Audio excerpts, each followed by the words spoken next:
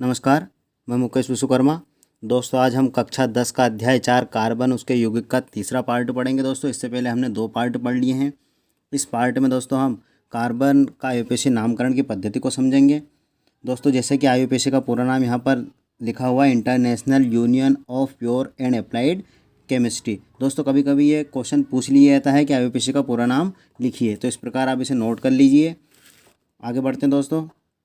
Nomenclature of carbon compound, carbon यौगिकों की शब्दावली या फिर उसके यौगिक। आगे बढ़ते हैं दोस्तों। इस प्रकार से आप एक टेबल बना लीजिए। सबसे पहले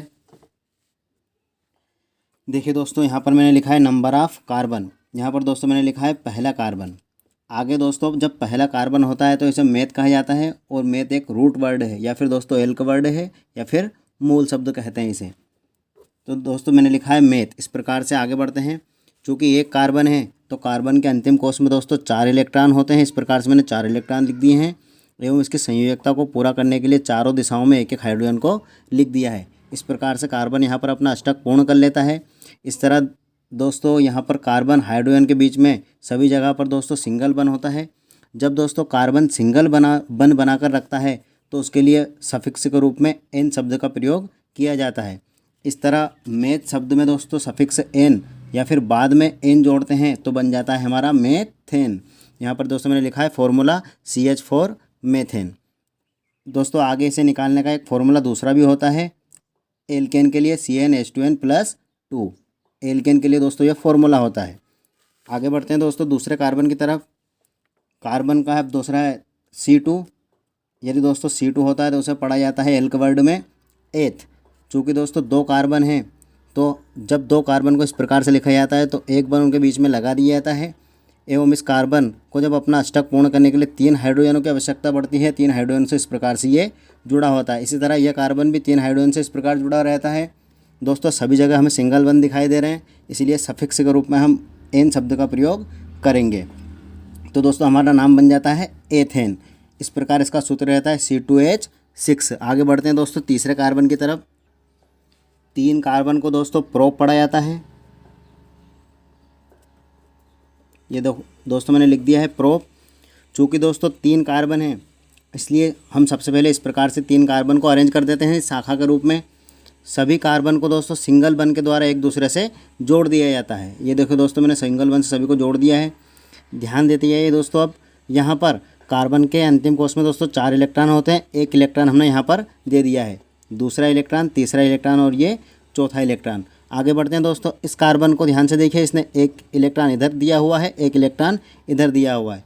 चूँकि अब इस कार्बन को 2 इलेक्ट्रॉन की ज़रूरत है तो मैंने यहाँ पर लिख दिए हैं ये इस प्रकार से 2 इलेक्ट्रॉन।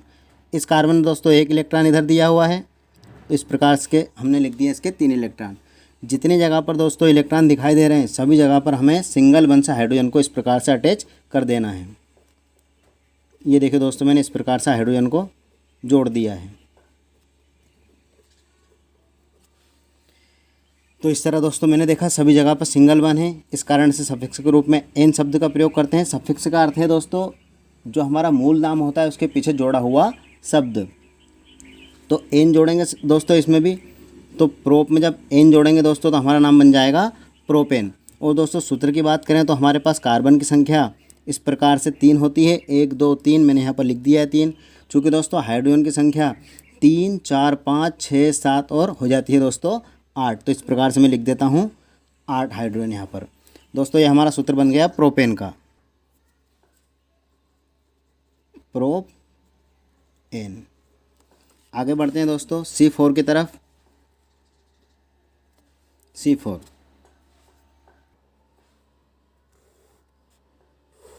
ध्यान दिए दोस्तों, 4 कार्बन को ब्यूट कहा जाता है।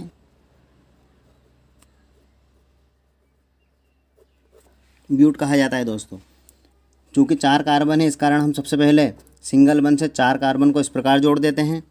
अब ध्यान दे दिया है दोस्तों, कार्बन अपनी संयोजकता पूरी करने के लिए इस प्रकार से हाइड्रोजन को जोड़े रखता है।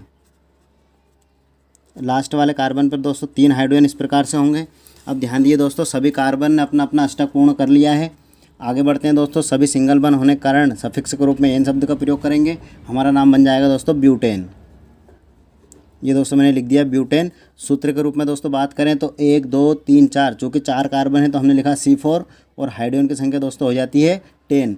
1 2 3 4 5 6 7 8 9 और दोस्तों ये 10 C4H10। आप ध्यान से देखिए दोस्तों, आगे बढ़ते हैं।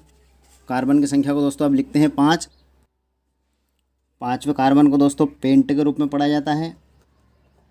ये मैंने यहाँ पर लिख दिया है पेंट। चूँकि दोस्तों 5 कार्बन है तो हम सीधी श्रृंखला में 5 कार्बन को सबसे पहले सिंगल बंध के द्वारा इस प्रकार से जोड़ देते हैं।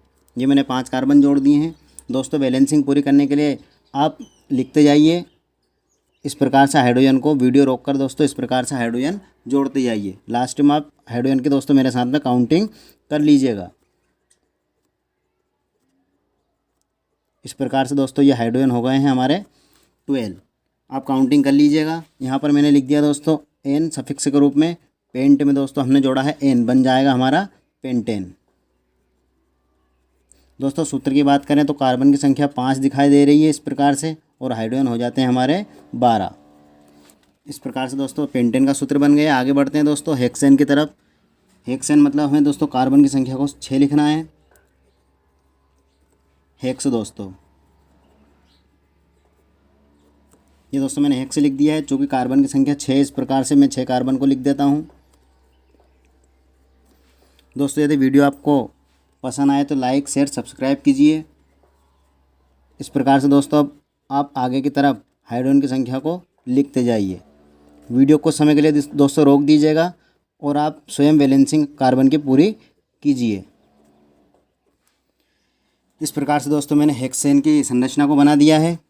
सफिक्स के रूप में दोस्तों इसमें भी N जड़ हो जाएगा, क्योंकि सभी जगह सिंगल बन है। हमारा नाम बन जाएगा हेक्सेन। हेक्सेन दोस्तों सूत्र की बात करें तो कार्बन की संख्या 6 दिखाई दे रही है। हाइड्रोजन दोस्तों इसमें होंगे 14 हाइड्रोजन।